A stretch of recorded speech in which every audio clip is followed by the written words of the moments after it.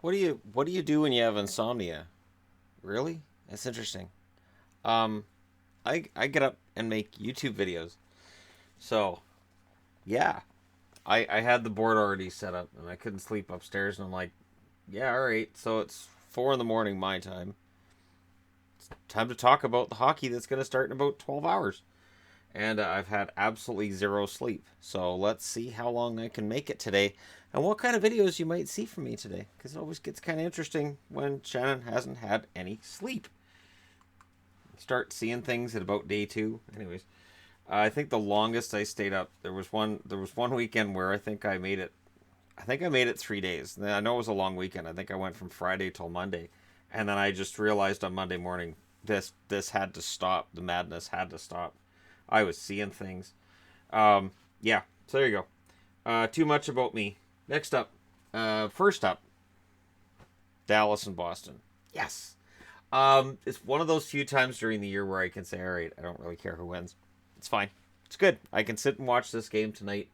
Really enjoy myself. You know what's going to happen when sleep through it, right? So what's going to happen. I'm going to sit down and I'm going to be like, all right, I'm going to watch. Okay. Dallas is 8-5. Boston 7-4. Both of them have had trouble with depth scoring. Now Dallas has been showing up lately, and Dallas's road game is picking up. I'm cautiously optimistic with them. Have a little more faith in Boston, but Boston's been shaking me with their offense seemingly drying up a little bit. I mean, I knew Bergeron couldn't keep it up for a whole year, but it's kind of concerning. Anyways, scoring wise, for Dallas, Tyler Seguin leads the way with 3 goals, 11 assists. Klingberg 5 goals, 7 assists. He's been pretty amazing for a blue liner. Radulov 5 goals, 6 assists. Jamie Benn 6 goals, 5 assists. Spezza 3 goals, 7 assists. Shore with 3 goals, 6 assists. Lindell a goal and 5 assists. And with that overtime winner the other night, Dickinson now on the board at 3 goals, 2 assists. For Boston, Bergeron 7 goals, 12 assists. He leads the way. Pasternak 11 goals, 5 assists. Marchand 4 goals, 11 assists. And that line's cooled off a bit lately, and they're not they're a great line, but again, Bergeron is not a 100-point player. So if that's what they're going to need in order to finish near the top of the East, they're going to be in trouble. Krejci 2 goals, 7 assists. McAvoy goal and 5 assists. Grizzlick with 5 assists. Chara 3 goals and an assist, and DeBrusk still on the board with 3 goals. So 13 games into the season, and 3 points will get into the top 8 of their scoring. Yeah. Goaltending, on the goaltending side of things, it leans towards Boston if Halak starts. It leans towards Dallas if Rask starts. Hudobin 2.34 goals against, 923 save percentage. Ben Bishop 2.32 goals against, 922 save percentage. On the Boston side of things, Halak 1.45 goals against, 952 save percentage. Tuukka Rask 3.15 goals against, 902 save percentage. How are the teams performing? Well, Dallas has outscored its opposition 40-34. Boston's outscored its opposition 37-30. So goal differential is 7 for Boston, 6 for Dallas. Power plays, 23.7% power play for Dallas, 85% penalty kill. So very good special teams there. On the Boston side of things, a little bit stronger power play, 26.8%. Penalty kill at 79.1%. So minor advantage to Dallas, but it's kind of a wash. Defenseman. So the number at the bottom of the board, that's the number of goals by a defenseman. Dallas has 10. 5 of those are from Klingberg. Boston has 4. So I thought just for an interesting number to look at today, why not look at that? So we'll see how far that goes. Whether or not people like it or don't like it, that's a pointless stat. Anyways, next up, Montreal. So the Habs, who are also 7-4-2, and they're going to be watching what Boston does. They're in against the 8-4-1 New York Islanders. And the Islanders have been on quite the run. Five game winning streak. And they seem to be getting better as the streak goes along. This is a good test. It's another team that's not supposed to be here. Team that's kind of ahead of schedule. Ty Domi leads the scoring for Montreal, which any Montreal fan will tell you right now. 7 goals, 6 assists for him. Tatar, 3 goals, 8 assists. Petrie with a goal and 9 assists. The mirror of Brendan Gallagher, who's got 9 goals and 1 assist. Jonathan Drouin, 3 goals, 5 assists. Arturi Leikkonen, a goal and 7 assists. Paul Byron, 4 goals, 3 assists. And Philip Deneau, with 1 goal, 6 assists for him. Josh Bailey for the New York Islanders, 3 goals, 12 assists. Anders Lee, 5 goals, 8 assists. Barzal, a goal and 11 assists. Nelson with 7 goals, 2 assists. Eberle with 4 goals, 3 assists, which ties him with Filppula.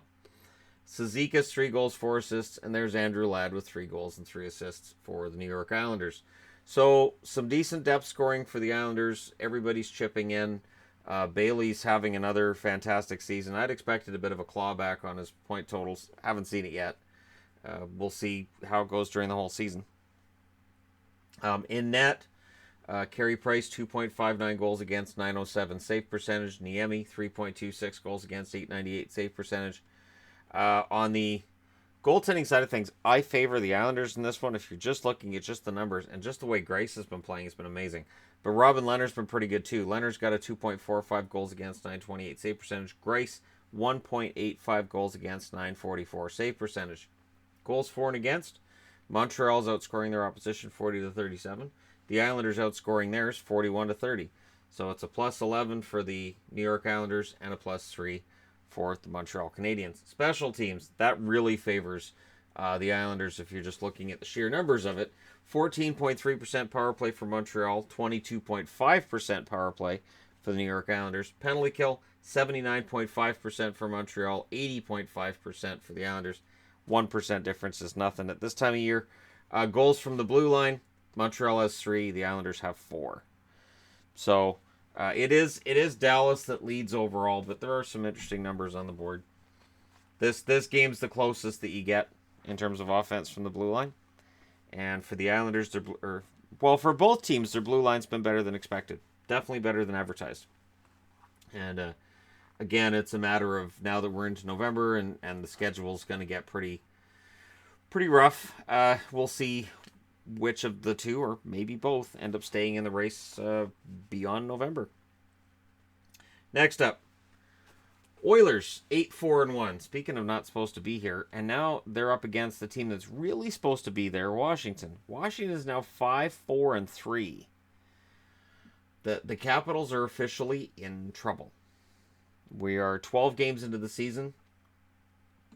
No sign of the defending Stanley Cup champions yet.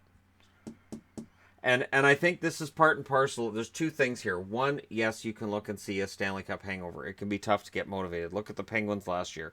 I think that was part of it with the Penguins last year, was that it's hard to get motivated after those 2 Stanley Cups. And the other thing is, teams play you a lot tougher when you're the defending Stanley Cup champions. They want to knock off the champs, and I think there's some of that going on too. And tomorrow night, for the Oilers, leading the way, of course, is Connor McDavid, 9 goals, 12 assists. Leon Draisaitl, 7 goals, 7 assists. Ryan Nugent-Hopkins, 3 goals, 11 assists. Notice I've stopped trying to write Nugent-Hopkins. Just N. Hopkins. Reeder, 7 assists. Chason, 6 goals. Clefbaum, 6 assists. Kajula, 5 goals. And Darnell Nurse, 1 goal, 4 assists. So it's weird. Assists, goals on the scoring for Edmonton. And for Kajula and Chason, it's been a goal-scoring run for the both of them. And no assists to speak of. And we'll see what happens. I'm waiting to see Ty Ratty on the here, actually. I'm waiting for... Because Ratty, I saw, got activated there a couple games ago, I thought. Didn't see him on the McDavid line, though. And I would think if Ratty doesn't play on that line, it might be tougher for him to get into the top 8 scoring.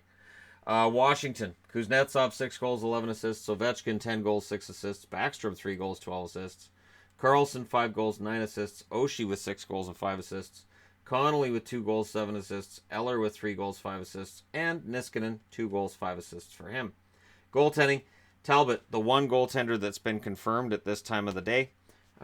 He was confirmed yesterday. Talbot will be starting, 2.81 goals against, 904 save percentage. Koskinen, 2.02 goals against, 935 save percentage. So if there was really any nerves about Koskinen, they have to be gone now. On the Washington side of things, goaltending is a completely different story. Copley, 3.55 goals against, 882 save percentage. Holtby, 3.62 goals against, 888 save percentage. That's just not good enough. Defending Stanley Cup champions, and again, that Stanley Cup hangover seems to be a thing. Goals for and against, Edmonton, 40-37. Washington 45-46. So Washington's allowing more goals than they're scoring. Special teams, Edmonton's power play 21.7%. Washington's 35.9%. It's pretty lethal. 5-on-5, apparently they're less lethal. Penalty kill, Edmonton's at 73.2%. Washington's at 75%. There could be a lot of goals in this game. There really could be. Edmonton's got 3 goals from the blue line. Washington's got 8. And of those 8, 5 of them are from John Carlson. So John Carlson is the offense from the blue line for the Washington Capitals. And we'll see tonight whether or not the Capitals can get out of this malaise they're in early in the year. And yeah, it's still, we can still say it's early. Sure, it'll make Caps fans feel better to say it's still early, right? No? All right, sorry. Sorry about that. Philly. So the Flyers are an interesting team in that they're still on this long road trip, which has been pretty successful. They're now 6-7-1.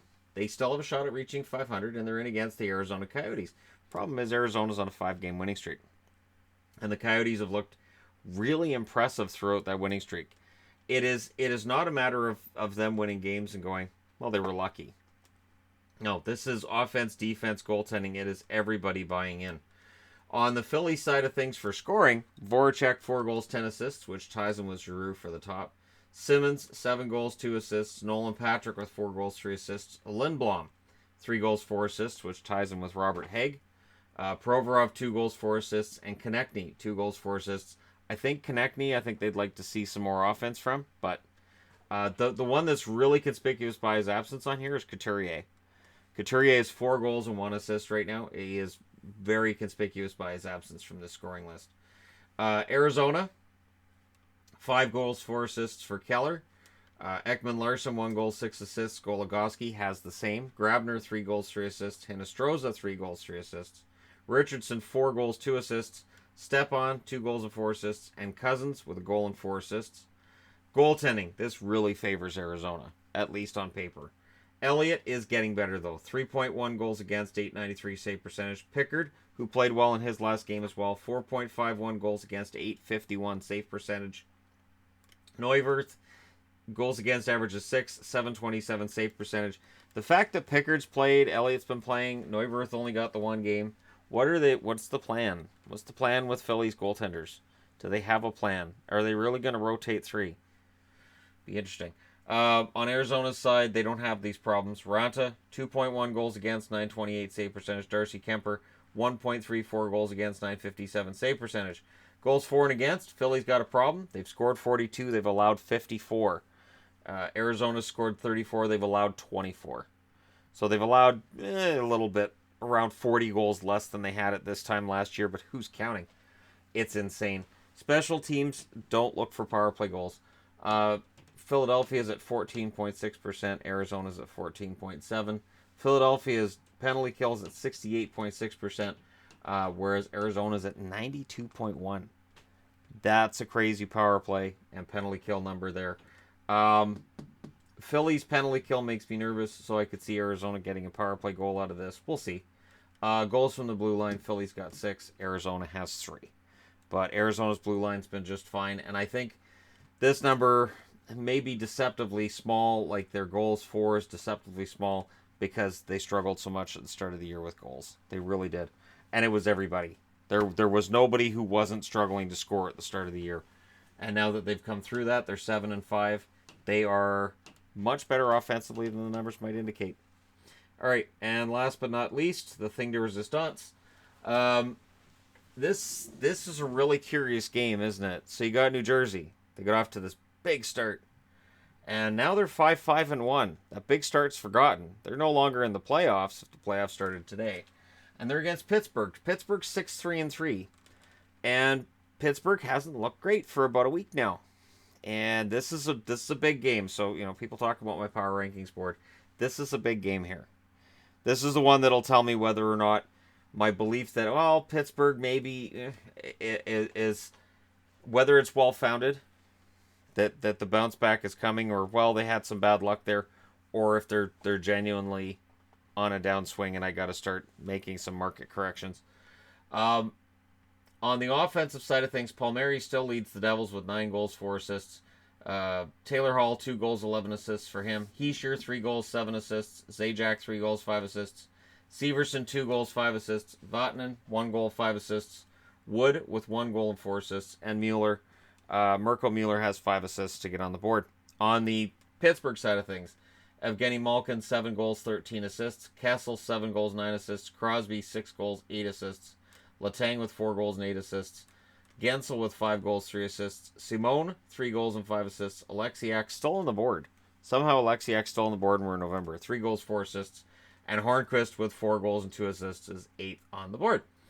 Goaltending is interesting. I would expect Schneider tonight. Something tells me Schneider. I don't know what I'm basing that on, just a hunch, I guess. And that'll get confirmed in probably a couple hours. Which goalies will be in for all the Eastern starts will be confirmed in a couple hours. The only Western game tonight is the Arizona one. But, yeah, Kincaid, 2.67 goals against, 913 save percentage. His numbers have dropped substantially from where they were after that 4-game winning streak anyways. Schneider, 3.24 goals against, 889 save percentage. On the Pittsburgh side, DeSmith, 2.20 goals against, 933 save percentage. Matt Murray, 3.68 goals against, 890 save percentage. So he's going to want to improve that. It's interesting, too. We always talk about Murray versus Fleury. And both of them, their stats are low this year compared to what might have been expected. So maybe if Marc-Andre Fleury was still in Pittsburgh, maybe we wouldn't see things any better than what they are right now. That's a whole other debate for a whole other time. Goals for and against. New Jersey's actually allowed more than they've scored now. They're 34-35. On the Pittsburgh side of things, they've scored 7 more. It's 45-38 for them. Special teams. New Jersey's at 25.5% on the power play. Pittsburgh's dropped to 25%. It was at 29%. The penalty kill, 80% for New Jersey, 85.3% for the Penguins. There's very little to choose between these two teams when it comes to special teams. So it'll be curious to see which one gets their power play going sooner. Goals from the blue line, New Jersey has 3, Pittsburgh 8. But this is a big game for Pittsburgh. You're at home. You're against New Jersey. New Jersey looks like they're reeling. Is it a big game for New Jersey too? Yes. The difference is New Jersey's a young team that if things don't turn out for them this year and they miss the playoffs, it's okay. But if Pittsburgh misses the playoffs, panic sets in because there's a lot of older players on the team. And and I understand and I've seen it, and people are going to say it again here. Pittsburgh doesn't start playing hockey until February. That's all fine and good, but you don't want to take that risk. And I guarantee there's nobody on the Pittsburgh Penguins right now who are of that mindset. Like, well, we're not worried because it's not February yet. Just call us back when it's February and we're out of the playoffs. There's nobody in the Penguins locker room that has that attitude. So that'll be an interesting one tonight. I think if you're looking for game of the night material, it'll probably be Edmonton and Washington because you got McDavid and you got Ovechkin. And that's kind of a fantastic matchup. But let me know your thoughts in the comment section below as always. It's not going to fall over. It is going to fall over. Okay, didn't fall over. Let me know what you guys think in the comment section. Don't forget to hit like and subscribe if you're browsing your way through. You just happened upon this video. And thank you guys so much for watching. I'll talk to you again soon.